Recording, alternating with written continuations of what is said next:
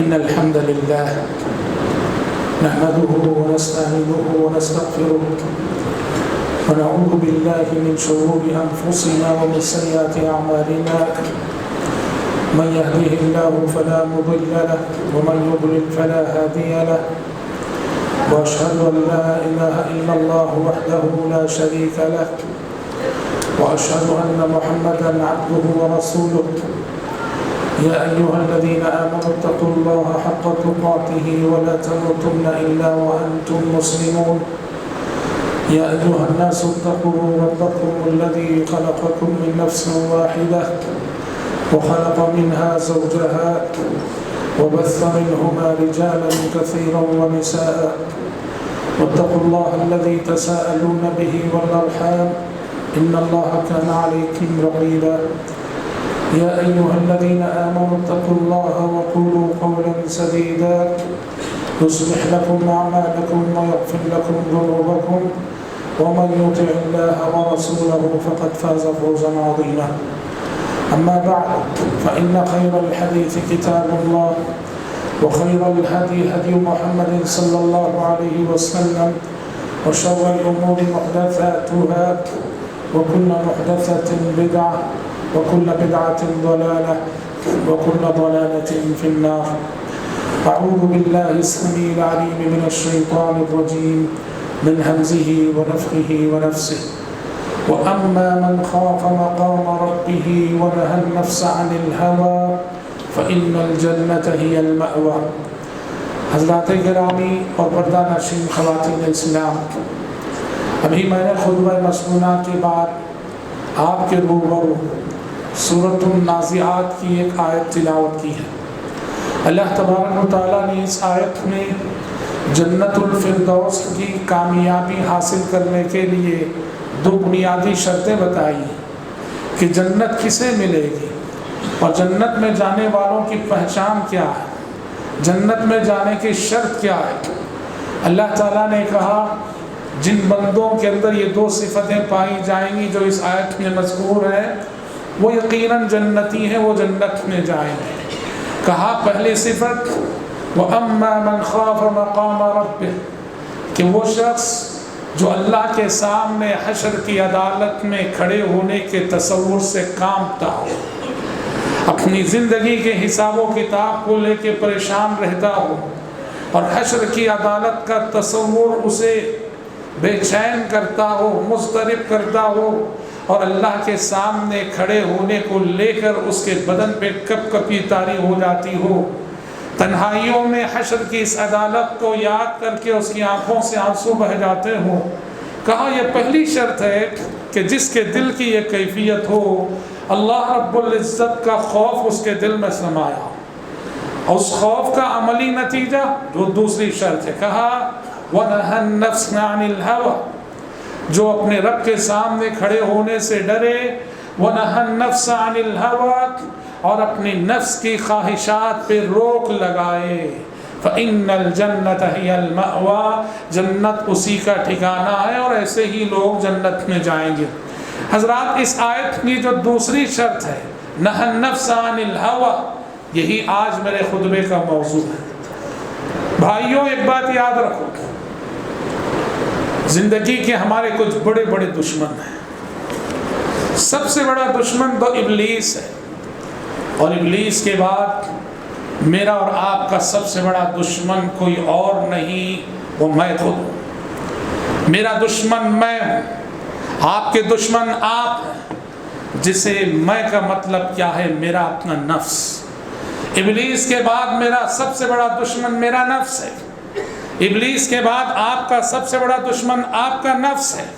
اس لیے یاد رکھو زندگی میں سب سے بڑی لڑائی جو لڑنی ہے مجھے بھی آپ کو اپنے آپ سے لڑنی ہے، اپنے آپ سے لڑنی ہے۔ زندگی کا کوئی بھی معرکہ وہی شخص جیتے گا جو نفس کے معرکے میں جیتے گا۔ زندگی کی کوئی بھی لڑائی وہی شخص جیتے گا جو پہلے اپنے آپ سے اپنے آپ میں لڑ کر جیتتا۔ اور اسی لیے زندگی کی سب سے بڑی فتح وہ ہے کہ آپ اپنے نفس سے لڑ کر جیت جائیں، اپنے نفس پہ غالب آ جائیں، آپ کا نفس مغلوب ہو جائے اور آپ اپنے نفس پہ غالب آ جائیں. یہ زندگی کی سب سے بڑی جیت ہے اور یہ زندگی کی سب سے بڑی فتح ہے. جو اپنے نفس سے لڑ کر نہ جیتے، جو اپنے نفس سے لڑ کر فتح نہ پائے، جو اپنے نفس کے آگے شکست کھا جائے، جو اپنے نفس کے آگے ہتھیار ڈال دے، وہ زندگی کے 100 معرکے بھی سر کر لے، شریعت کہتی ہے بیکار ہے یہ فتوحات کا سلسلہ۔ جس کو اپنے نفس سے لڑنا نہ آئے، جس کو اپنے نفس کو زیر کرنا نہ آئے، اپنے نفس کو کچلنا نہ آئے، اپنے نفس کو دبانا نہ آئے، اپنے نفس کو مغلوب کرنا نہ آئے، شریعت کہتی ہے کہ اس کی زندگی کی اور ساری فتوحات بیکار ہیں۔ حضرات یقین کیجئے میری اور آپ کی زندگی کا بہت بڑا مسئلہ نفس پرستی ہے، نفس پرستی ہے، نفس کی غلامی ہے، نفس کی سرکشی ہے، نفس کی زنجیریں ہیں۔ اسے سمجھنے کی ضرورت ہے، پر انسانوں کی اکثریت ہمیشہ سے اپنے اس بڑے دشمن سے غافل رہی ہے۔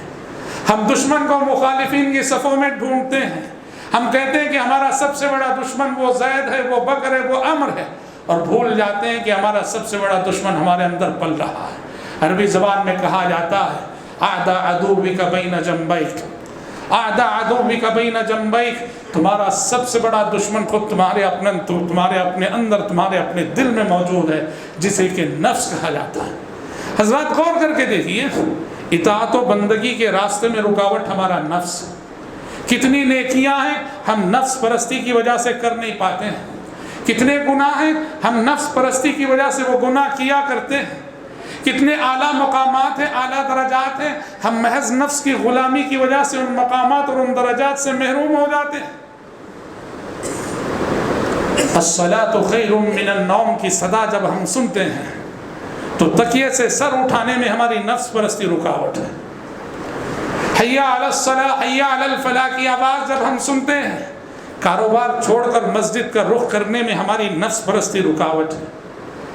ہمارا جو مخالف ہے، جو ہم سے بات نہیں کرتا ہے، اسے آگے بڑھ کر ہم سلام کرنا چاہیں تو ہماری نفس پرستی رکاوٹ ہے، سلام کرنے نہیں دیتی ہے۔ کوئی غریب ہے، غریب کو ہم آگے بڑھ کے گلے لگانا چاہیں، ہماری نفس پرستی رکاوٹ ہے کہ میں اتنا بڑا، اتنا امیر، اس غریب کو کیسے گلے لگاؤں۔ اسے یاد رکھو، یہ جو انا ہے، جو نفس کی انا ہے، یہ جو انا ہے، نفس کی انا ہے، اس انا کو مارنا ضروری ہوتا ہے، اس انا کو کچلنا ضروری ہوتا ہے۔ اسی لیے یاد رکھو کہ کامیاب اگر ہونا چاہتے ہو اللہ کے پاس، کامیاب ہونا چاہتے ہو اگر اللہ کے پاس، خود زمین میں دفن ہونے سے پہلے اپنی انا کو دفن کر دو، خود زمین میں دفن ہونے سے پہلے جیتے جی اپنی انا کو دفن کر دو، تبھی کامیاب ہو سکو گے۔ نہنگو اژدہا وہ شیر نر مارا تو کیا مارا، نہنگو اژدہا وہ شیر نر مارا تو کیا مارا، بڑے موذی کو مارا نفس امارہ کو گھر مارا۔ آپ نے مگرمچھ کو مار دیا، کوئی کمال کی بات نہیں، اژدہے کو مار دیا، کوئی کمال کی بات نہیں، شیر نر کو مار ڈالا، کوئی کمال کی بات نہیں۔ واقعی بہادر انسان ہو تو اپنے نفس کو مار کے دکھاؤ اور واقعی تم بہادر کہلاؤ گے۔ نہنگو اژدہا وہ شیر نر مارا تو کیا مارا، بڑے موذی کو مارا نفس امارہ کو گھر مارا۔ حضرات یہ نفس پرستی کتنا بڑا مسئلہ ہے جانتے ہیں؟ میری اور آپ کی زندگی کا کتنا بڑا چیلنج ہے نفس پرستی اور نفس کی غلامی۔ آپ بتاؤ، ابلیس دربار الہی سے دھتکارا گیا، جسے کبھی فرشتوں کی صحبت میسر تھی، جو کبھی اللہ تبارک و تعالیٰ کا مقرب تھا، ملائکہ کے ساتھ رہنے والا، فرشتوں کے ساتھ رہنے والا، دھتکارا گیا، ملعون قرار پایا، اور وہ اس کی ذریت رہتی دنیا تک کے لیے ملعون قرار پائی۔ آپ بتاؤ ابلیس کو ابلیس کس چیز نے بنایا؟ کیا ابلیس نے کفر کیا تھا؟ کیا ابلیس نے شرک کیا تھا؟ ابلیس کو ابلیس بنانے والی چیز اس کی نفس پرستی تھی۔ جب اللہ نے کہا آدم کے لیے سجدہ کرو تو کہا انا خیر من، انا خیر من، میں سجدہ کروں آدم کے لیے جبکہ میں آدم سے بہتر ہوں۔ وہ جو مٹی سے بنا ہے، مٹی کی صفت ہے دبنا، میں آگ سے بنا ہوں، آگ کی صفت ہے ابھرنا، ابھرنے والا دبنے والے کے لیے سجدہ کرے، انا خیر من، میں بہتر ہوں اس سے۔ اسی نفس پرستی نے ابلیس کو ابلیس بنایا، اسی نفس پرستی نے ابلیس کو ملعون قرار دیا، اسی نفس پرستی کے سبب ابلیس ملعون قرار پایا۔ اس سے اندازہ کیجئے کہ نفس پرستی کتنا بڑا مسئلہ ہے اور کتنی بڑی آفت ہے۔ اس لیے آپ دیکھیں گے کتاب و سنت میں ہمیں جا بجا نفس کے شر سے آگاہ کیا گیا ہے، نفس کے شر سے متنبع کیا گیا ہے کہ بندے ہوشیار رہو نفس کے شر سے۔ ہم خطبہ جمعہ سنتے ہیں، خطبہ مسنونہ میں پیارے نبی صلی اللہ علیہ وسلم پڑھا کرتے تھے وَنَعُوذُ بِاللَّهِ مِن شُرُورِ أَنفُسِنَا وَنَعُوذُ بِاللَّهِ مِن شُرُورِ أَنفُسِنَا، اے اللہ اپنے نفس کے شر سے ہم تیری پناہ چاہتے ہیں۔ صبح و شام کے اذکار میں پیارے نبی صلی اللہ علیہ وسلم جو اذکار پڑھا کرتے تھے اس میں بھی ہمیں یہ تربیت کی گئی ہے کہ اپنے نفس کے شر سے ہوشیار رہو۔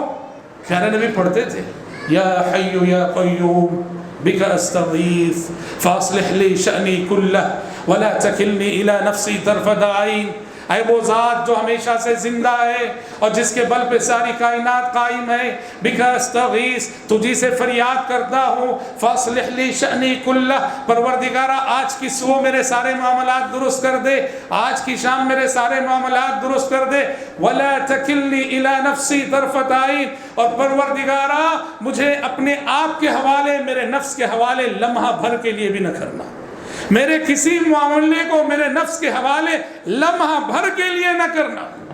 یہ تربیت کی گئی۔ اللہ کو یہ آداب بہت پسند ہے کہ میں اپنے آپ کو الزام دوں، اپنے نفس کو الزام دوں، آپ اپنے نفس کو الزام دیں۔ اللہ کو یہ آداب بہت پسند آتی ہے، اس لیے حضرات کتاب و سنت میں یہ تعلیم دی گئی ہے کہ ہمیشہ اپنے نفس کا محاسبہ کرتے رہو۔ خود احتسابی بہت بڑی چیز ہے، کہا کہ اپنے آپ کا محاسبہ کرو، اپنے آپ کو روزینہ جب سونے کے لیے جاتے ہو تکیے پہ سر رکھتے ہو، خود احتسابی کی عدالت میں پیش کرو، خود احتسابی کی عدالت میں پیش کرو۔ یوم الحساب آنے سے پہلے اپنا حساب آپ لے لو۔ خود احتسابی کی عدالت میں جب آپ پیش کریں گے، مدعی بھی ہم، مدعا علیہ بھی ہم، کیس کرنے والے بھی ہم عدالت میں، اور کیس جس کے خلاف ہو رہے وہ بھی ہم، ہمارا نفس، مدعی ہم، مدعا علیہ ہمارا نفس، کیس کرنے والے ہم خود احتسابی کی عدالت میں، اور جس کے خلاف ہم لڑیں گے وہ ہمارا نفس ہے۔ اور آپ کو معلوم ہے مدعی کی یہ پوری کوشش ہوتی ہے کہ مدعا علیہ کو مجرم ثابت کرے، تو ویسے ہی شریعت کہتی ہے اپنے آپ کو روزینہ خود احتسابی کی عدالت میں پیش کرو اور ثابت کرو کہ تم مجرم ہو، ثابت کرو کہ تم خطا کار ہو، ثابت کرو کہ تم سیاہ کار ہو، ثابت کرو کہ تم گنہگار ہو۔ دنیا تمہیں کچھ بھی کہے، تم کہو پروردگارہ میں تیرا خطا کار بندہ ہوں، میں تیرا سیاہ کار بندہ ہوں، میں تیرا گنہگار بندہ ہوں، میں نے بڑی تقصیریں کی ہیں، تیرے حق میں بھی کی ہیں، تیرے بندوں کے حق میں بھی کی ہیں۔ یہ لہجہ اللہ کو بہت پسند ہے، یہ ادا اللہ کو بہت پسند ہے، یہ زبان اللہ کو بہت پسند ہے۔ جب میں اور آپ اپنے آپ کو الزام دیتے ہیں، اور اس کے لیے تنہائیوں میں اپنے آپ سے بات کرنا بہت ضروری ہوتا ہے، تنہائیوں میں اپنے آپ سے ہم کلام ہونا بہت ضروری ہوتا ہے۔ ذرا اصحاب رسول رضوان اللہ علیہم اجمعین کی تنہائیوں کو دیکھیے، تنہائیوں میں وہ کیسے اپنے آپ خود احتسابی کی عدالت میں پیش کر کے اپنے نفس کا محاسبہ آپ کیا کرتے تھے۔ عمر بن خطاب رضی اللہ عنہ کا گزر ہوا، دیکھا ابو بکر تنہا کھڑے اپنی زبان کو پکڑ کے کھینچ رہے۔ عمر نے کہا کہ مہ یا ابا بکر، کہا کہ ابو بکر رک جاؤ، یہ کیا کر رہے ہو؟ ابو بکر صدیق رضی اللہ عنہ نے کہا عمر اپنی زبان کی تربیت کر رہا ہوں، اس لیے کہ اسی زبان کی وجہ سے کئی مرتبہ میں ہلاکت سے قریب ہو چکا تھا، یہی زبان ہے جو ہمیں ہلاکت سے دو چار کر دیتی۔ آپ صلی اللہ علیہ وسلم نے فرمایا کبھی کبھار انسان اپنی زبان سے ایک جملہ نکالتا ہے، وہ ایک جملہ اس کی زندگی کی ساری نیکیوں پہ بھاری پڑ جاتا ہے۔ ہاں بخاری کی آپ نے حدیث نہیں سنی؟ وہ جو بنو اسرائیل کے دو آدمی تھے، اس میں سے ایک برا تھا، خطا کار تھا، ایک بڑا نیک تھا، ایک بڑا نیک تھا۔ اور جو نیک ہوتے ہیں، نیکی کے ساتھ عاجزی ہو تو بہت اچھی بات ہے، نیکی اور دینداری کے ساتھ اگر غرور آ جائے نا تو بہت بڑا مسئلہ ہے۔ شیطان نے اس نیک انسان کو غرور میں مبتلا کر دیا تھا، اس نے اپنی زبان سے ایک جملہ نکال دیا اپنے اس گنہگار اور خطا کار دوست کے بارے میں۔ اس نے کہا اللہ کی قسم اللہ کسے معاف کرے تجھے معاف نہیں کرے گا، تجھے معاف نہیں کرے گا۔ اللہ نے کہا تو کون ہوتا ہے میرے نام کی قسم کھا کے میرے اختیارات میں دخل دینے والا اور یہ کہنے والا کہ میں اس کو معاف نہیں کروں گا؟ جا، تیرے اس ایک جملے کے سبب تیری زندگی کے سارے اعمال میں نے برباد کر دیے، اور وہ جس کو تو نے کہا کہ میں معاف نہیں کروں گا، معاف کر کے اسے میں جنت الفردوس میں بھیجتا ہوں۔ زبان، ابوبکر صدیق رضی اللہ عنہ تنہائیوں میں اپنا محاسبہ کر رہے، اپنی زبان کھینچ رہے. ایسی تنہائیاں ہماری ہوئی ہیں کبھی؟ تنہائیوں میں کبھی اپنے آپ سے بات کی ہم نے؟ تنہائیوں میں کبھی اپنا محاسبہ کیا ہم نے؟ تنہائیوں میں کبھی اپنے آپ سے ہم کلام ہوئے ہیں؟ تنہائیوں میں کبھی اپنے آپ کا جائزہ لیا ہم نے؟ علی بن ابی طالب رضی اللہ عنہ اپنی تنہائی میں کہتے ہیں یا دنیا غری غیری فقط طلقت کی البت، اے دنیا جا کسی اور کو دھوکہ دے، میں نے تجھے طلاق بائن دے رکھی ہے. کیا مطلب ہے؟ حضرت علی کے دل میں جو دنیا کی طرف رجحان آیا کرتا تھا، دنیا کی طرف میلان آیا کرتا تھا، دنیا کی طرف دل کھینچا چلا جاتا تھا، دنیا کی طرف رغبت ہوتی تھی، تو حضرت علی اپنے نفس کی تربیت کے لیے اپنی تنہائیوں میں دنیا سے مخاطب ہو کے کہتے تھے اے دنیا تو کسی اور کو دھوکہ سے دے سکتی ہے، علی کو دھوکہ نہیں دے سکتی کہ علی تجھے پہچان چکا ہے، میں نے تجھے طلاق بائن دے رکھی. اس لیے حضرات یاد رکھیے محاسبہ نفس خود احتسابی اللہ کو بہت پسند ہے. اسی لیے ہر خطبہ جمعہ میں نبی کریم صلی اللہ علیہ وسلم نفس کے شر سے پناہ مانگتے تھے، نعوذ باللہ من شرور انفسنا. اگر آپ نے اپنے نفس کو لگام نہ دی، اگر آپ نے اپنے نفس کو روکا نہیں، اگر آپ نے اپنے نفس کی تربیت نہیں کی، جانتے ہیں یہ نفس کہاں تک جائے گا اور کہاں تک لے جائے گا؟ اگر آپ نے اپنے نفس کو ڈھیل دے دی، اس کی تربیت نہ کی، تو نفس وہ چیز ہے کہ خدائی سے کم پہ کبھی راضی نہیں ہوتا. نفس وہ چیز ہے خدائی سے کم پہ کبھی راضی نہیں ہوتا.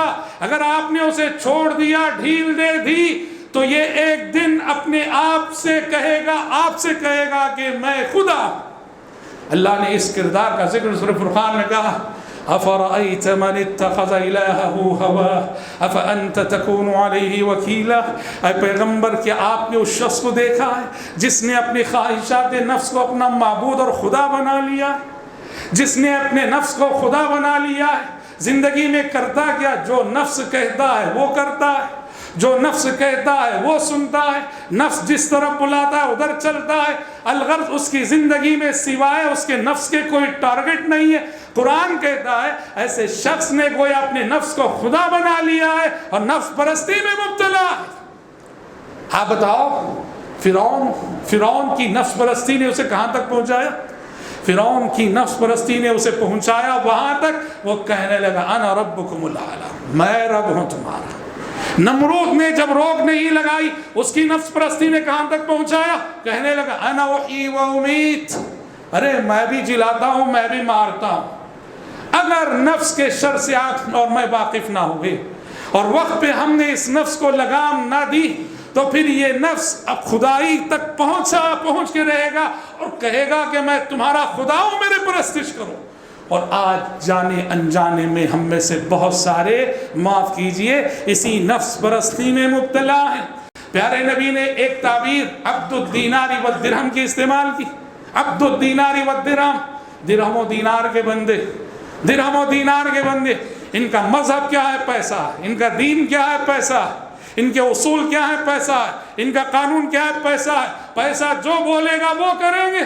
اس کو کہا یہ درہم و دینار کے پجاری ہیں. یہ ویسے ہی نفس کے پجاری بھی بہت سارے انسان ہوتے ہیں جنہوں نے کبھی اپنے نفس کی تربیت کی. اسی لیے بھائیوں کتاب و سنت کا مطالعہ جب ہم کرتے ہیں ہم دیکھتے ہیں کہ کتاب و سنت میں نفس کی تربیت کا پورا ایک نظام موجود ہے. کتاب و سنت میں قرآن کے اندر بھی احادیث کے اندر بھی پیارے نبی صلی اللہ علیہ وسلم نے ایسی تعلیمات دی ہے کہ جن تعلیمات کا مقصد مجھے اور آپ کو نفس کے شر سے واقف کرانا، میرے اور آپ کے نفس کی تربیت کرنا. تزکیہ نفس کی قرآن میں بڑی اہمیت آئی. وَنَفْسٍ وَمَا سَوَّاهَا فَأَلْهَمَهَا فُجُورَهَا وَتَقْوَاهَا قَدْ أَفْلَحَ مَنْ زَكَّاهَا وَقَدْ خَابَ مَنْ دَسَّاهَا. کہا اللہ نے نفس انسانی کی قسم کھائی، قسم ہے نفس کی اس کے بنانے کی. فَأَلْهَمَهَا فُجُورَهَا وَتَقْوَاهَا. اللہ نے اس نفس کے اندر نیکی کی صلاحیت بھی رکھی ہے، برائی کی صلاحیت بھی رکھی ہے، مثبت صفات بھی رکھے اس نفس میں، منفی صفات بھی رکھے. اب انسان کو کرنا کیا ہے؟ انسان کو کرنا کیا ہے؟ انسان کو کرنا یہ ہے کہ نفس کے اندر جو بری صفات ہیں، منفی صفات ہیں، ان کو کچلنا، اور اس کے مقابلے میں نفس کے اندر جو مثبت صفات ہیں ان کو ابھارنا، یہی تزکیہ نفس ہے، طہارت باطن ہے۔ اور یہ زندگی کی جد و جہد اسی سے عبارت ہے۔ کتاب و سنت میں ہمیں جو بھی تعلیمات دی گئی ہیں وہ یہی جد و جہد ہے کہ اپنے نفس کو منفی صفات سے پاک کرو اور مثبت صفات کو پروان چڑھاؤ۔ کیسے؟ آئیے چند مثالیں میں دیتا چلوں۔ نفس کی صفت ہے، میرے نفس کے اندر جو منفی صفات پائی جاتی ہیں اس میں سے ایک ہے اپنی تعریف سننا۔ میں اپنی تعریف سننے کو پسند کرتا ہوں، اور ہر انسان کے اندر یہ ہے، ہر انسان کے اندر یہ صفت ہے، اپنی تعریف سننا پسند کرتا ہے، اور اپنی تعریف جب ہم سنتے ہیں تو موٹے ہو جاتے ہیں، نفس ہمارا پھول جاتا ہے۔ شریعت نے تعریف سننے کے اس مزاج کو ناپسند کیا، اس لیے کہا کسی کی تعریف کرنی ہو پیٹھ پیچھے کرو، پیٹھ پیچھے کرو، اس کے منہ پہ نہ کرو۔ کوئی منہ پہ تعریف کرتا ہے تو کہا اس کے منہ میں مٹی جھونک دو، کیونکہ وہ کچھ مفاد پرست ہے، اپنے کسی مفاد کے لیے منہ پہ تعریف کر رہا۔ یہ اور بات ہے کہ شریعت نے بعض اوقات منہ پہ تعریف کرنے کی بھی گنجائش رکھی ہے، وہ الگ مسئلہ۔ عام حالات میں شریعت کہتی ہے کہ تعریف سننا نفس پسند کرتا ہے، لیکن شریعت کہتی ہے یہ مزاج اچھا نہیں ہے تعریف سننے کا۔ اسی لیے سلف کے بارے میں آتا ہے، کوئی اگر منہ پہ ان کی تعریف کر دیتا، منہ پہ ان کا ذکر خیر کر دیتا، فوراً اللہ کی طرف رجوع ہوتے اور پڑھتے تھے اللہم اجعلنی خیرا مما یظنون واغفر لی ما لا یعلمون ولا تواخذنی بما یقولون۔ اے اللہ، یہ بندہ میری تعریف کر رہا ہے، یہ جیسا مجھے سمجھ رہا ہے، اللہ مجھے صحیح معنوں میں اس سے بہتر بنا دے۔ واغفر لی ما لا یعلمون، اور اے اللہ میری زندگی کے کچھ ویکنس ایسے ہیں، میری کمزوریاں کچھ ایسی ہیں جو یہ جانتا نہیں ہے، جانتا تو شاید یہ تعریف نہ کرتا، میری ان کمزوریوں کو معاف کر دے پروردگار۔ وَلَا تُؤَاخِذْنِي بِمَا يَقُولُونَ، اور پروردگارہ اس تعریف کی وجہ سے کل روز قیامت میری گرفت نہ فرمانا۔ وَلَا تُؤَاخِذْنِي بِمَا يَقُولُونَ۔ یہ سلف صالحین رحمۃ اللہ علیہ مجمعین کا شیوا تھا، جب کوئی اگر منہ پہ ان کی تعریف کر دیا کرتا تھا، شریعت کہتی ہے نہ خود اپنی تعریف آپ کرو، یہ تو اور بری صفت کہ میں اپنی تعریف آپ کروں، آپ اپنی تعریف آپ کریں۔ قرآن نے کہا فَلَا تُزَكُّوا أَنفُسَكُمْ هُوَ أَعْلَمُ بِمَنِ اتَّقَىٰ، اپنی پارسائی آپ بیان نہ کرو، اپنا تزکیہ آپ نہ کرو، اپنی تعریف آپ نہ کرو۔ هُوَ أَعْلَمُ بِمَنِ اتَّقَىٰ، کون کتنے پانی میں ہے، کون کہاں کھڑا ہے، وہ جانتا۔ هُوَ أَعْلَمُ بِمَنِ اتَّقَىٰ، یہاں دیکھو شریعت نفس کو کچل رہی۔ اسی طرح سے نفس کے اندر جو صفات پائی جاتی ہیں، منفی صفات، جس کو کچلنا ہے اور اس کے مقابلے میں مثبت کو ابھارنا ہے۔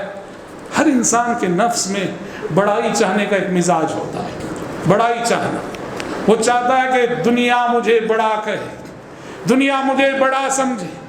یہ بڑائی چاہنے کا مزاج ہر انسان کے اندر موجود ہے۔ شریعت کہتی ہے کہ اس مزاج کو بھی کچلا کرو، بڑے بنو صحیح، بڑوں کے صفات پیدا کرو صحیح، لیکن دنیا تمہیں بڑا کہے، تم مگر ہمیشہ اپنے آپ کو چھوٹا سمجھتے ہو۔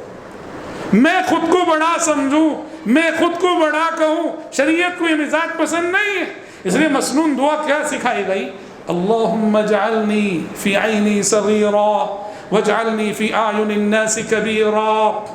اللہم اجعلنی فی عینی صغیرا، اے اللہ مجھے خود میری نظروں میں چھوٹا دکھا دے، مجھے خود میری نظروں میں ہمیشہ چھوٹا دکھا۔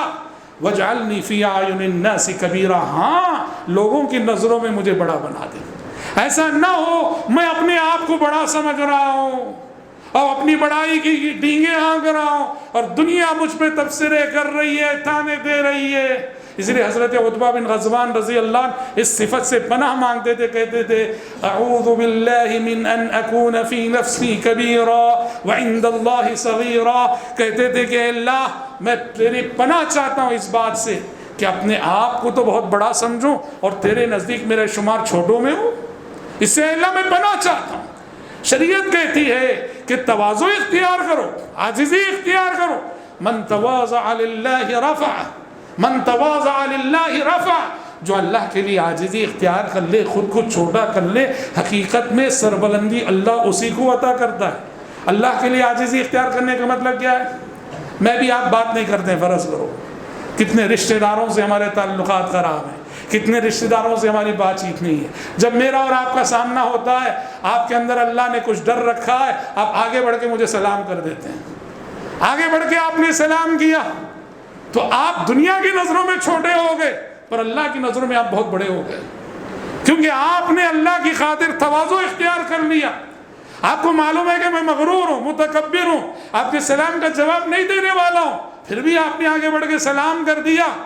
میں تو اللہ کی نظروں میں معتوب ہو گیا، پر اپنی خاک ساری انکساری اور تواضع کی وجہ سے اللہ کی نظروں میں آپ بڑے مقبول ہو گئے۔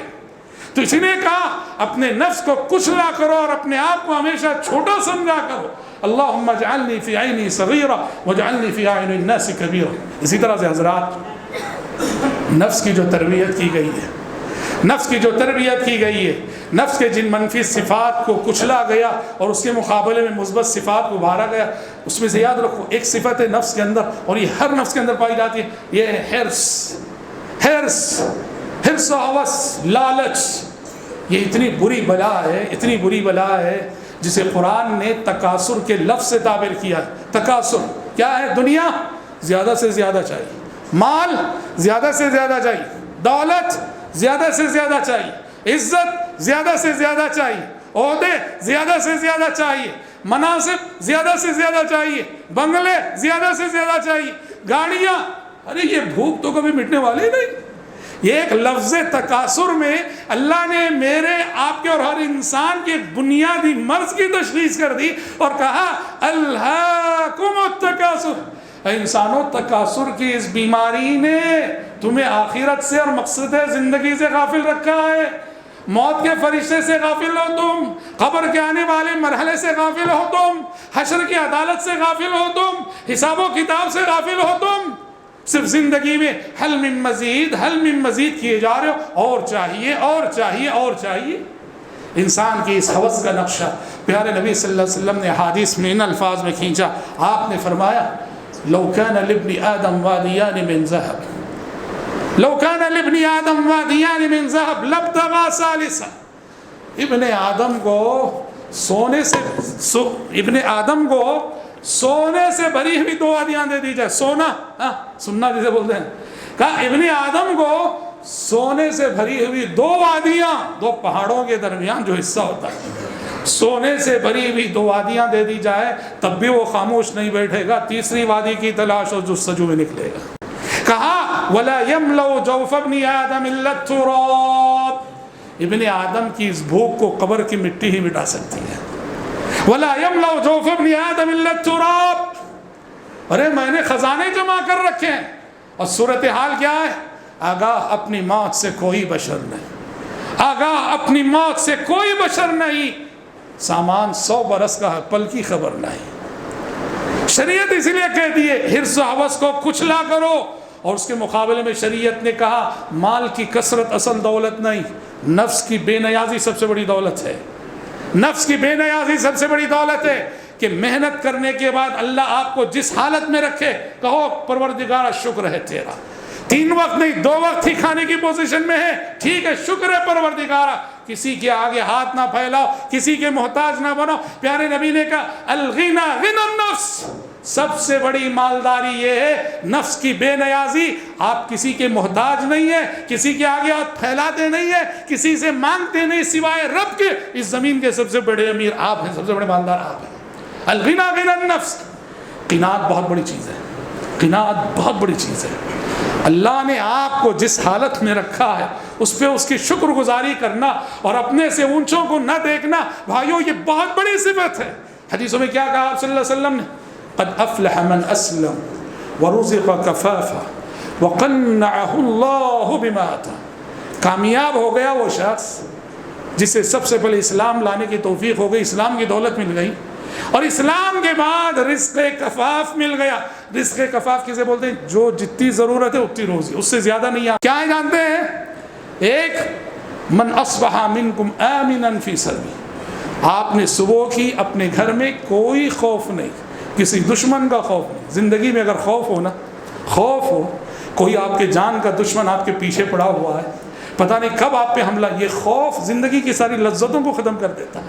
اس لیے پیارے نبی نے کہا بے خوفی سے جینا، بے خوفی سے صبح کرنا، بے خوفی سے شام کرنا، کوئی ٹینشن نہیں. کہا من اصبح منکم آمنا فی سربی، جو اپنے گھر میں صبح امن کی حالت میں کرے، معافا فی بدنہ، اور دوسری صفت کوئی بیماری نہیں ہے، صحت و تندرستی کی دولت بھی ہے اس کے ساتھ. ہاں امن ہے، صحت و تندرستی ہے، اور دنیا کتنی ہے، پیسہ کتنا ہے، وَعِنْدَهُ قُوتُ يَوْمِهِ، اور اس کے پاس صبح سے شام تک ایک دن کا کھانا ہے. سمجھو، کہا سمجھو یہ اتنا بڑا امیر ہے، فَكَأَنَّمَا حِيزَتْ لَهُ الدُّنْيَا بِحَذَافِيرِهَا، اس کے پاس دنیا اپنے خزانوں سمیت جمع ہو چکی ہے، دنیا اپنے خزانوں سمیت آ چکی ہے اس شخص کے پاس. کیا تصور دیا ہے شریعت نے. اسے بھائیوں حرص، ہوس، لالچ اس کو دباؤ. اس کا یہ مطلب ہی نہیں کہ شریعت مال کمانے سے روکتی ہے، ہرگز نہیں، شریعت مال کمانے سے روکتی نہیں. ہاں مال کی محبت کو دل میں جگہ دینے سے روکتی ہے. مال کماؤ، جتنا کمائے نہ کماؤ روکتی نہیں شریعت، پر کہتی ہے کہ مال کے فتنے سے آگاہ رہو، اور مال تمہارے ہاتھ میں رہے ٹھیک ہے، جیب میں رہے ٹھیک ہے، اسے دل میں جگہ نہ دو. وہ جب دل میں جگہ کر لے گا تو تبھی مسئلہ بنتا ہے. قناعت بہت بڑی چیز ہے. نفس کی تربیت کے جو رہنما اصول کتاب و سنت میں بتائے گئے ہیں، انہی میں سے نفس کی جن منفی عادتوں کو کچلنا ہے، دبانا ہے، اور نفس کی تربیت اس میں سے کہ غصہ. نفس غصے کا اظہار چاہتا ہے. ہر انسان، غصہ ہر انسان کو آتا ہے. غصہ آنا غلط بات نہیں. امام شافعی فرماتے ہیں جسے غصہ نہ آئے وہ گدھا ہے. جسے کبھی غصہ نہ آئے، امام شافعی کہتے ہیں وہ گدھا ہے. تو غصے کا آنا غلط نہیں ہے، لیکن غصہ آنے کے بعد اس کا اظہار غلط ہے. غصہ آیا گالی دے دی میں نے، غصہ آیا تھپڑ مار دیا میں نے، یہ غلط ہے. شریعت کہتی ہے کہ جب تمہیں غصہ آتا ہے، غصے کے وقت اپنی زبان پہ، اپنے لہجے پہ، اپنے اعصاب پہ، اپنے جذبات پہ قابو میں رکھو. اگر غصے کے وقت تم نے اپنے آپ پہ کنٹرول کر لیا، تم وقت کے سب سے بڑے پہلوان ہو، سب سے بڑے پہلوان ہو، گاما پہلوان سے بھی بڑے پہلوان ہو، اگر تمہیں اپنے غصے کو کنٹرول میں رکھنے کا ہنر آ گیا. آپ نے فرمایا لیس الشدید بالسرعہ انما الشدید الذي يملك نفسه عند الغضب. بہادر وہ نہیں جو کشتی میں سامنے والے کو گرا دے، پچھاڑ دے. بہادر وہ ہے جو غصے کے وقت اپنے آپ پہ کنٹرول رکھتا ہو، غصے کے وقت اپنے آپ پہ کنٹرول رکھتا. وہ حقیقت میں بہادر. بزدل ہے وہ، بزدل ہے وہ جسے اپنے غصے پہ کنٹرول کرنا نہیں آتا. غصہ آیا بیوی کو طلاق کہہ دیا، غصہ آیا اپنے خادموں کو مار دیا، اچھی بات نہیں. اپنے غصے میں پیا کرو، غصے کو پینے کا ہنر سیکھا کرو. اور جس کو یہ ہنر آ جائے، جو غصہ پی لے، اس کے لیے کتنی بڑی بشارتیں جانتے ہیں. پیارے نبی صلی اللہ علیہ وسلم فرماتے ہیں من کظم غیظا وهو قادر على ان ينفذه دعاه الله على رؤوس الخلائق يوم القيامة حتى يخيره من الحور العين ما شاء. آپ صلی اللہ علیہ وسلم نے کہا جو شخص غصہ پینے کا ہنر جانتا، حالانکہ وہ چاہے تو اس غصے کو ظاہر بھی کر سکتا ہے، اس غصے پر گالی بھی دے سکتا ہے، مار بھی سکتا ہے، لیکن وہ اپنے آپ پہ کنٹرول کر لیتا ہے، غصے کو پی لیتا ہے. اللہ کو غصہ پینے کی یہ ادا اتنی پسند ہے، اتنی پسند ہے، ایسے بندے کو اللہ حشر کی عدالت میں سارے انسانوں کے سامنے بلائے گا اور بلا کے کہے گا اے بندے دیکھ، دنیا میں تو غصہ پیا کرتا تھا، یہ میری حوریں ہیں جنہیں میں نے بنایا ہے، ان میں سے جو چاہے جتنی چاہے لے لے. سیدی سے حشر کی عدالت میں ساری مخلوق کے سامنے آپ کو یہ اعزاز ملے. اعزاز جتنا بڑا ہے نا، کام بھی اتنا ہی مشکل ہے. غصہ پینا آسان بھی نہیں ہے. اپنی نفس کو جو لوگ کچلنے کا ہنر جانتے ہیں وہی لوگ اس میں کامیاب ہو سکتے ہیں. اسی طرح سے حضرات، نفس انسانی میں جو منفی صفات پائی جاتی ہیں جن کو کچل کے ہمیں نفس کی تربیت کرنا ہے، اس میں سے ایک انتقام، بدلہ لینا. انسان بڑا انتقامی مزاج واقع ہوا ہے.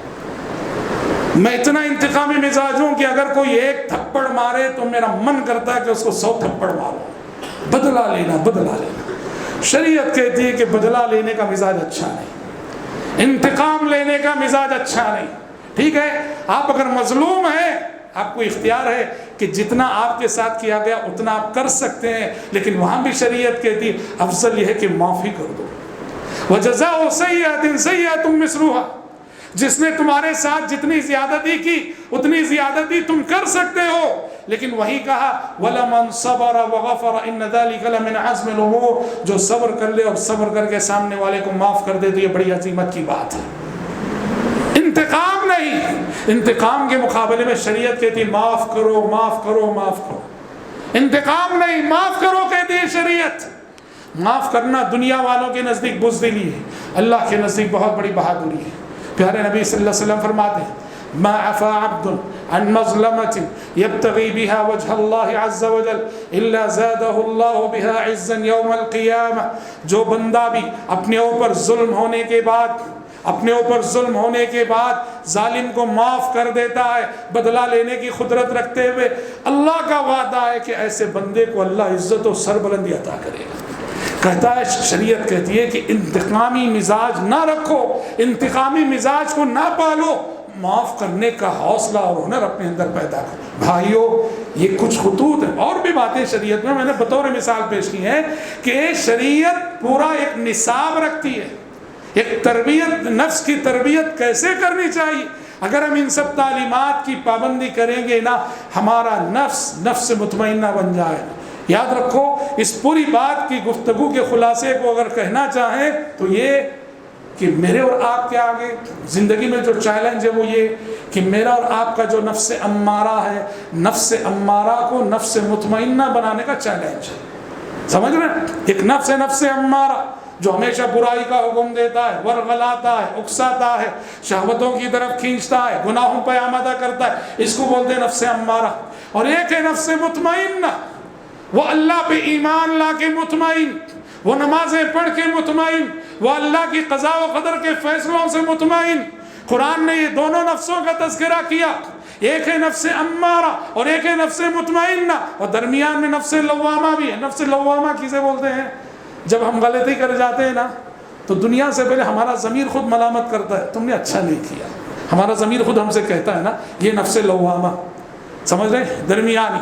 لیکن ایک انتہائی نفس امارہ کی جو برائی کی دعوت دیتا ہے، برائی کی پہ ورغلاتا ہے، اور ایک انتہائی نفس مطمئنہ کی جو اللہ پہ ایمان لا کے پوری طرح سے مطمئن ہو۔ تو یوں سمجھیے ہماری گفتگو کا خلاصہ کہ نفس امارہ کو نفس مطمئنہ بنانے کا چیلنج میرے سامنے، آپ کے سامنے اور ہر ایک کے سامنے، اور جب ہم بنا لیں گے اس جد و جہد میں کامیاب ہو جائیں گے، ہمارا نفس امارہ جب نفس مطمئنہ بن جائے گا تو خوش نصیب ہے یہ بندے کہ موت کے وقت ملائکہ ان سے کہیں گے یا ایتها النفس المطمئنہ ارجعی الی ربک راضیۃ مرضیہ فادخلی فی عبادی وادخلی جنتی۔ اے نفس مطمئنہ ارجعی الی ربک، لوٹ اپنے رب کی طرف، راضیۃ مرضیہ، تو اس سے راضی، وہ تجھ سے راضی ہے، فادخلی فی عبادی، داخل ہو جا میرے بندوں میں، وادخلی جنتی، اور داخل ہو جا میری جنت میں۔ یہ اعزاز کسے ملے گا؟ کب ملے گا؟ جو زندگی بھر اپنے نفس سے لڑتے ہیں اور لڑ کر اپنے نفس امارہ کو نفس مطمئنہ بناتے ہیں۔ اور نفس مطمئنہ ایک دعا آئی ہے، وہ دعا بھی ہے اور حقیقت میں نفس مطمئنہ کا انٹروڈکشن اور تعارف بھی ہے۔ پیارے نبی صلی اللہ علیہ وسلم دعا کرتے تھے، کہتے تھے اللہم انی اسألک نفسا بک مطمئنہ تؤمن بلقائک وتقنع بعطائک وترضى بقضائک۔ اے اللہ میں تجھ سے وہ نفس مانگتا ہوں جو نفس کے تجھ پہ ایمان لا کے مطمئن ہو جائے، ترضى بقضائک، تیرے ہر فیصلے سے راضی رہے، وتقنع بعطائک، اور تو نے جتنا نوازا ہے تیری ہر نوازش پہ مطمئن ہو، قناعت کرے، ایسا نفس میں اللہ تجھ سے مانگتا ہوں۔ یہ دعا بھی ہے اور نفس مطمئنہ کا تعارف اور انٹروڈکشن بھی ہے۔ یہ دعا ہم سب کو پڑھتے رہنا چاہیے۔ دعا ہے رب العزت سے کہ پروردگارا مجھ کہنے والے کو، آپ سبھی سننے والوں کو زندگی کی یہ جد و جہد ہے اپنے نفس امارہ کو نفس مطمئنہ بنانے کی، اپنی توفیق سے اور اپنی مدد سے اللہ ہم سب کو اس جد و جہد میں کامیاب کرے۔ یاد رکھیے کچھ علامتیں ہیں، کچھ نشانیاں ہیں، وہ علامتیں آپ اپنے اندر پیدا کر لیں گے، وہ دلیل ہے اس بات کی کہ واقعی آپ نفس سے لڑائی میں جیت چکے ہیں۔ اس میں سے ایک بہت بڑی دلیل کیا جانتے ہیں؟ معاشرے کے غریب سے آپ کو محبت ہو، معاشرے کے غریب سے آپ کو محبت ہو، معاشرے کے یتیم سے آپ کو محبت ہو، معاشرے کے نادار سے آپ کو محبت ہو، معاشرے کی مسکین سے آپ کو محبت ہو، بیواؤں کے مسائل آپ حل کرتے ہو، یہ صفت اگر آپ کے اندر آ گئی، یہ بہت بڑا ثبوت ہے کہ نفس کے ساتھ لڑائی میں آپ جیت چکے ہیں۔ اس لیے کہ ایک طرف نفس کا غرور ہے کہ ہم اپنی دعوتوں کو شر الطعام طعام الولیمہ، بدترین دعوت ہے وہ دعوت، بدترین دسترخوان ہے وہ دسترخوان، جہاں صرف امیروں کو بلایا جاتا ہے اور غریبوں کو نظر انداز کیا جاتا ہے۔ یہ پوری دعوت، یہ پوری مجلس پیارے نبی نے کہا شر الطعام ہے، اس لیے کہ یہ نفس پرستی پہ قائم ہے۔ اس کے مقابلے میں اگر واقعی آپ نے غریب سے محبت کی ہے اور غریب کو گلے لگایا ہے، اس کے دکھ درد کو آپ نے بانٹا ہے، یہ دلیل ہے اس بات کی کہ آپ بڑے پاکیزہ باطن رکھنے والے انسان ہو اور نفس مطمئنہ رکھنے والے انسان۔ جانتے ہیں پیارے نبی نے اللہ سے کیا مانگا؟ اللہ نے پیارے نبی کو ایک خواب میں یہ دعا سکھائی، محمد یہ دعا پڑھتے رہو، اور اس میں کیا دعا سکھائی؟ اللہم انی اسألک فعل الخیرات وترک المنکرات وحب المساکین۔ اے اللہ میں تجھ سے بھلے کاموں کے کرنے کی توفیق مانگتا ہوں، برے کاموں سے بچنے کی توفیق مانگتا ہوں، اور اے اللہ غریبوں کی محبت مانگتا ہوں۔ میں اگر مالداروں سے محبت کرتا ہوں، یہ محبت انسان سے نہیں پیسے سے ہے، میرے تعلقات صرف امیروں سے ہیں، تو مطلب یہ ہے کہ مجھے انسان سے کچھ لینا دینا نہیں، پیسے سے ہے۔ میں جب غریب کو اہمیت دیتا ہوں، غریب کا استقبال کرتا ہوں، غریب کو گلے لگاتا ہوں، اس کے مسائل سنتا ہوں، اس کے دکھ درد کو بانٹتا ہوں، یہ دلیل اخلاق کی، یہ دلیل ہمدردی کی، یہ دلیل غمخواری کی، یہ دلیل انسانیت کی، اور یہ دلیل اس بات کی کہ میں اپنے نفس امارہ پہ فتح پا چکا ہوں۔ رب العزت سے دعا ہے کہ پروردگارہ ہم سب کو ان خوش نصیبوں میں شامل فرمائے۔ اللہم آمین۔ بارک اللہ لنا ولکم فی القرآن العظیم ونفعنا وإیاکم بما فیہ من الآیات والذکر الحکیم، انہ تعالی جواد کریم ملک بر رؤوف رحیم رب حلیم۔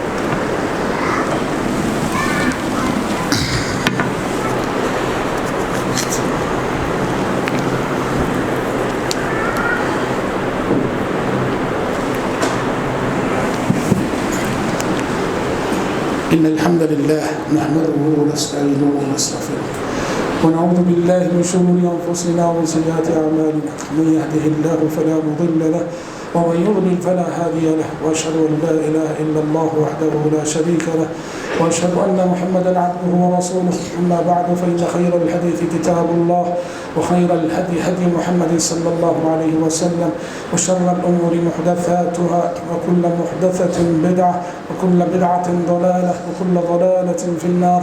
أعوذ بالله السميع العليم من الشيطان الرجيم. إن الله وملائكته يصلون على النبي يا أيها الذين آمنوا صلوا عليه وسلموا تسليما.